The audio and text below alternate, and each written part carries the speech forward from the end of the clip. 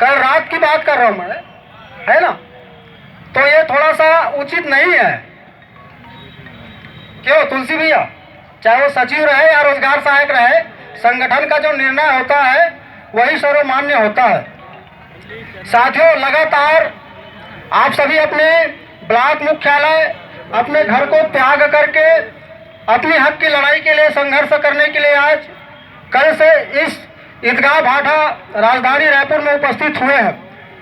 और हम लोग भी, मैं पिछले 3 दिन से इसी राजधानी में हूँ। शायद मेरे वेशभूषा पे आप पहचान रहे होंगे कि लगातार मैं 3 दिन से यही कपड़ा पहना हूँ।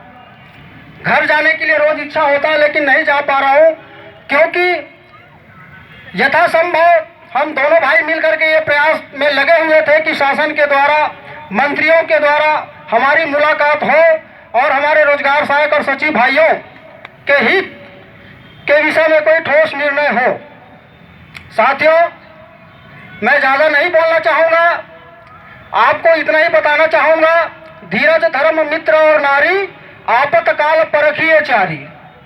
जब विपत्ति का समय आता है तो ऐसे समय में इन जो 4 नामों का मैंने उद्बोधन किया है उसका हमें पालन करना होगा, क्योंकि जब तक हम इन चारों शब्दों का पालन नहीं करेंगे तब तक हमको कोई लाभ आने वाले समय में नहीं मिलने वाला। लगातार जो हमारी चर्चा चल रही थी, कल माननीय पंचायत मंत्री जी से भी हमारी मुलाकात हुई। उनके द्वारा ये साफ साफ कहा गया कि आपके रोजगार सहायक और सचिवों के विषय मैंने जो पूर्व में सोचा है मेरे द्वारा वही किया जाएगा। इसमें आप लोग चाहे हड़ताल करो या ना करो, जो मैंने सोचा है वो मैं करूंगा।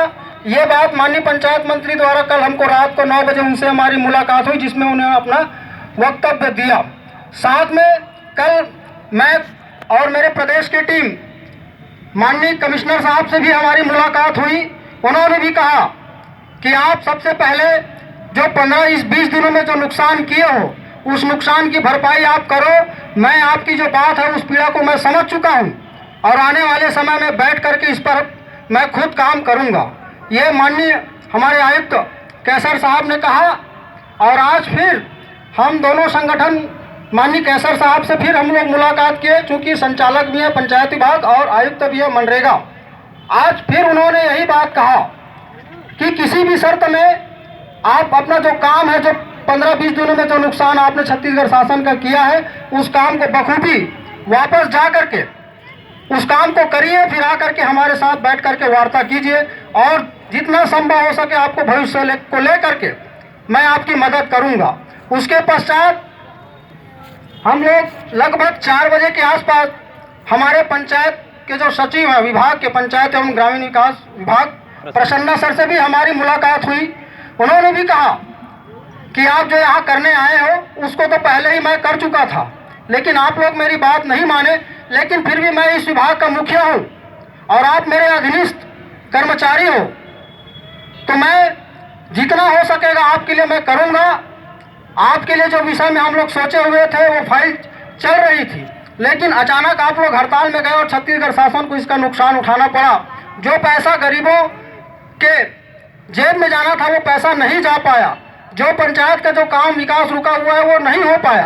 तो मैं आप लोगों से ये कहूँगा कि पहले आप अपना जो कार्य है उस कार्य को करें, प्रारंभ करें, और उसके पश्चात आप कल आकर के मुझसे बात करिए और मैं आगे आप लोगों की जो पीड़ा है उस पीड़ा को समझूंगा।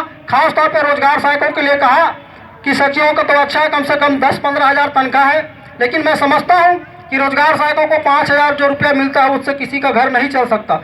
ये हमारे माननीय सेक्रेटरी साहब ने हमको ये बात कहा, तो हमको अच्छा लगा कि हमारे विभाग का मुखिया जो है हमारे लिए इतना एहसास, ऐसा भावना जो है वो रखता है। और उन्होंने कहा आप हड़ताल का जो है आपका निर्णय है, आपके संगठन का निर्णय है, आप हड़ताल वापस ले सकते हैं, हड़ताल कर सकते हैं, लोकतंत्र में आप सब फ्री हो, लेकिन यदि मुझसे बात करना है तो कृपया विरोध में ना आए। विरोध में कोई बात नहीं होगी। अगर बात करनी है तो मित्रता बना के आइए, मित्रता के साथ सौहार्दपूर्ण वातावरण में आकर के आप मुझसे बात करिए और उस समय मैं आपका सहयोग करूंगा। तो साथियों, ये सारे बातों को समझकर मुझे ऐसा लगता है कि हमें शासन को भी एक अवसर देना चाहिए और चूंकि मैं इसलिए नहीं बोल रहा हूँ क्योंकि मेरे सामने ही कल लेटर टाइप हुआ था। जब मैं केसर साहब से मुलाकात कर रहा था तो उसी समय वो लेटर टाइप भी करवा रहे थे हमारे सचिव साथियों के लिए और हमारे लिए कि इनके लिए जो काम जो हड़ताल पर गए इनकी व्यवस्था करें। और इस बात को आपको बताना चाहूँगा कि मैं प्रदेश संगठन रोजगार सहायक संघ का प्रांताध्यक्ष होने के नाते पूर्व में मेरा अनुभव रहा है। 2016 में मेरे कई जिलों में साथी 6 महीने से बाहर से बर्खास्त थे। बड़ी कड़ी मेहनत के बाद मैंने उसको वापस लाया था और आज भी मैं हड़ताल आगे जारी रखने के पक्ष में हूँ, परंतु मैं ये नहीं चाहता कि मैं 6 महीने तक काम करूँ और शासन के विरोध झेलूँ। बहुत मुश्किल से मैंने प्रशासनिक स्तर पर और शासन स्तर पर अपनी साख जो है पिछले शासन काल में हम लोग बनाए थे। हमारे उप प्रांताध्यक्ष भाई संजय सोनवानी इसके साक्ष्य हैं, मेरे प्रदेश के और जो पदाधिकारी सभी साक्ष्य है। तो मैं कहीं भी उस जो लेटर जो जारी किया गया हमारे विभागीय अधिकारी के द्वारा उससे मैं कहीं भी विचलित नहीं हूँ और मैं इस बात के लिए मुझे गर्व होता है कि मेरे साथी लोग मेरे जिले के जो सदस्य या प्रांतीय संगठन है मेरे निर्णय में सहमत है। और शासन द्वारा ये कहा गया है कि आप 6 महीना 1 साल तक का कम से कम हमको मौका दीजिए। कोविड का टाइम है और इस टाइम में शासन का जो वित्तीय स्थिति है वो बहुत बिगड़ा हुआ है। शांत रहेंगे साथियों आप लोग।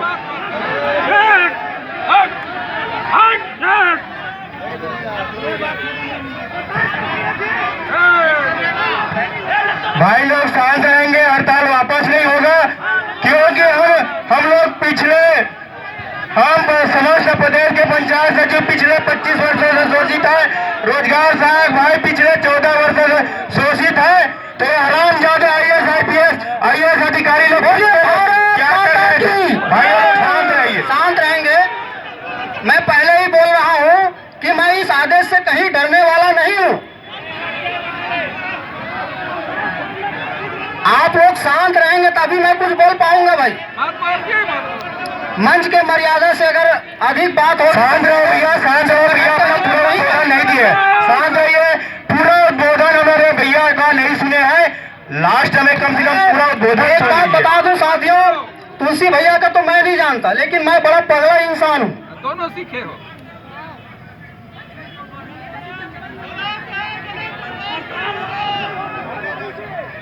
क्या आप लोग ये नहीं चाहते कि आपका प्रदेश अध्यक्ष जो इस मंच में ना भाषण दे?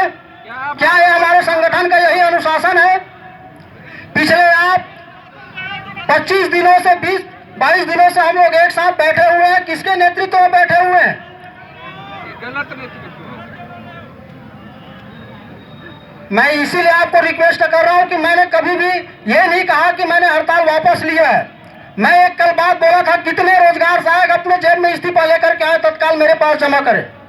लाइए फिर बात करते हैं।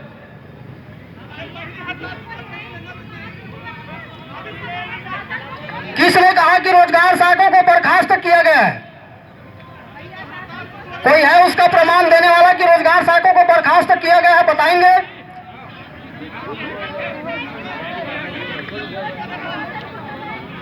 मैं इसीलिए बोला आपको प्रदेश नेतृत्व जो है पूर्ण रूप से सक्षम है अपने अधिकारों को लेकर के। और मैं आपको बताना चाहूंगा किसी भी हड़ताल मंच में कभी कोई आदेश जारी नहीं होता। मेरा जो अनुभव है वो कहता है काम यदि करना है तो टेबल में करना पड़ेगा। इसीलिए मैंने कहा 2016 में हम लोग हड़ताल किए, हड़ताल में हमको मिला क्या? लेकिन जो चीज मिला हमको उस कार्यालय में बैठ करके जो मेहनत किए उस मेहनत के बदौलत हमको मिला है। आप सभी को ये बात समझ लेनी चाहिए कि आपके विरोध से कोई किसी का भला होने वाला नहीं है। काम आपके प्रदेश संगठन, आपके जो प्रतिनिधित्व लोग हैं उन लोगों को, उन्हीं जो अधिकारी है, जो शासन के लोग हैं उनके सामने जाकर के अपनी बात रखनी पड़ती है अपने साथियों को लेकर के। तो इसका सम्मान आप लोग करेंगे। मैं इससे ज्यादा और कुछ नहीं बोलना चाहूंगा क्योंकि आप सभी जो है समझदार है और आप लोग जो डिसीजन लेंगे उसमें हमको कोई दिक्कत नहीं है। लेकिन प्रदेश संगठन अपना निर्णय जो है ले चुका है हमारे सम्मानीय जिलाध्यक्ष गणों की उपस्थिति में। आप सबको कहीं भी निराश होने की जरूरत नहीं है। मैं यह कहूँगा कि आप ईमानदारी से अपना कार्य करें, अपनी सेवा दें, शासकीय सेवा। आपका प्रदेश संगठन आपके हितों के लिए हमेशा संघर्षरत रहेगा। बहुत बहुत धन्यवाद साथियों।